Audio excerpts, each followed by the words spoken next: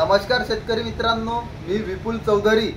आज पुन्हा एका व्हिडिओच्या माध्यमातून मी सर्व शेतकऱ्यांना मेसेज देतो की 75% संत्रा उत्पादक शेतकरी हा घाबरलेला आहे।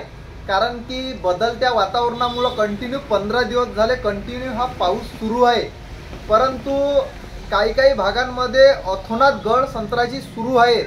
तरी मी सर्व शेतकऱ्यांना सांगतो की जिथे उन्हाळ्यामध्ये ज्या शेतकऱ्यांनी बागेला चांगल्या प्रमाणात ताण दिलेला होता आणि ज्या शेतकऱ्यांनी मृगांवरती अंबी आणि दोन्ही बारांचं नियोजन केलं होतं, अंबी आणि मृगाचं, म्हणजे ताण बिलकुल झाडाच्या पानाची पूर्णतः नाली पडलेली होती, अशा बागेंमध्ये आजही आपण गळणीचं प्रमाण जर पाहिलं तर खूप अल्प प्रमाणात आहे, एकदम नसल्या समान गळ आहे।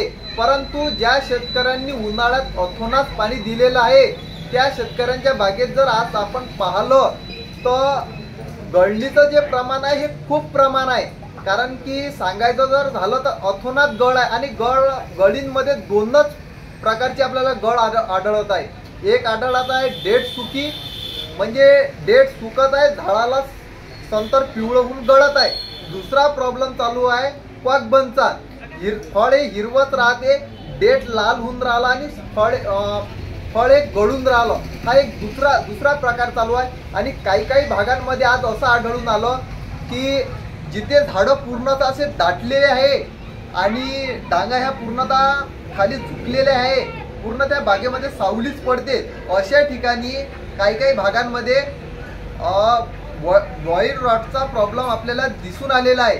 म्हणजे पानगळही होऊन राहिली, हिरवी पानगळ होऊन राहिली, पूर्णतः सात्र असं पडलेलं आहे। अशा पद्धतीची आपल्याला सध्या बागेंमध्ये गळणीचं प्रमाण दिसून येत आहे। तरी मी सर्व शेतकऱ्यांना सांगतो की शेवटी निसर्गापुढं काहीच नाही।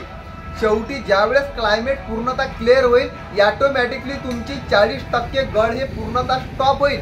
पण पाणीच जर कंटिन्यू चालू आहे तर मी तुम्हाला सांगतो की पाणी फवारणीचं जर नियोजन करायचं असेल, कमीत कमी फवारणी झाल्यानंतर 2 ते 2.5 तास पाणी येता कामा नये। अशा पद्धतीची जर फवारणी होत असेल तर फवारणी आपली सक्सेस आहे, कारण की ऑब्झर्व करायला यावेळेस बराचसा टाइम लागतो। म्हणून मी सर्व शेतकऱ्यांना सांगतो की अशा सिच्युएशनमध्ये नेमकं कशा पद्धतीची फवारणी घ्यायची।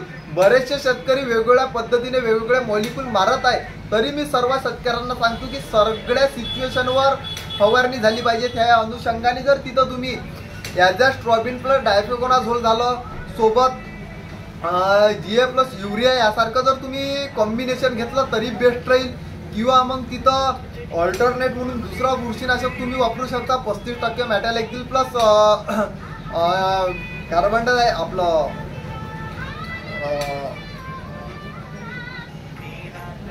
त्यासोबत तुम्ही ॲझॅस्ट्रॉबिन प्लस डायफेकोनाझोलही वापरू शकता, किंवा मग क्लोरोथायरोनिल प्लस मॅटॅलेक्झिल हे कॉम्बिनेशन तिथं तुम्ही वापरू शकता। तुम्हाला या कॉम्बिनेशनचे तिथं सर्वात बेस्ट रिझल्ट येतील। तर मग BSF मिरियॉन वगैरे येते, यासारखं थोडंसं हार्ड जाते, पण यासारखं जरी तिथं तुम्ही मॉलिक्यूल वापरता तुम्हाला एकदम कॉन्टॅक्टमध्ये रिझल्ट येईल आणि गळण पूर्णतः स्टॉप होईल। अशा पद्धतीनं तिथं तुम्ही ते मॉलिक्यूल वापरू शकता। तरी तुमच्या बागेची कंडिशन सिच्युएशन पाहून तिथं फवारणीचं नियोजन करा, नाहीतर मग एकदम एकदम स्ट्रॉंग बुरशीनाशकची आपल्याला गरज नाही आहे शक्यतो। अशा पद्धतीने जर तुम्ही बुरशीनाशक कॉम्बिनेशनमध्ये घेतले तर तुम्हाला तिथं रिझल्टही चांगले आणि ड्युरेशनही लॉंग मिळेल। अशा पद्धतीने तुम्ही फवारणीचं नियोजन करू शकता। ड्रिंचिंग जर आला, भारीची जर सॉईल असेल, भारीची चुनखडीची जर सॉईल असेल, ह्या सॉईलमध्ये झाडांना न्यूट्रिशन अपटेक करणं स्टॉप केलेलं आहे, मुळे ह्या ब्लॉकेजमध्ये गेलेलं आहे। अशा कंडिशनमध्ये वरून पाणी चालू आहे आणि फवारणीचं नियोजन करू शकत नाही। अशा सिच्युएशनमध्ये तुम्ही चांगल्या कंपनीचा बिलिंगमध्ये असलेला ट्रायकोसुडो प्लस NPK तिथं वापरा, तुम्हाला तात्काळ तिथं त्याचेही चांगल्या पद्धतीने रिझल्ट येतीलच। काही जर अडचण आली तर मी माझा नंबर तुम्हाला सांगणार, तर माझा नंबर आहे 9588462272। काही जर प्रॉब्लेम असला तर तुम्ही फोन करू शकता। धन्यवाद।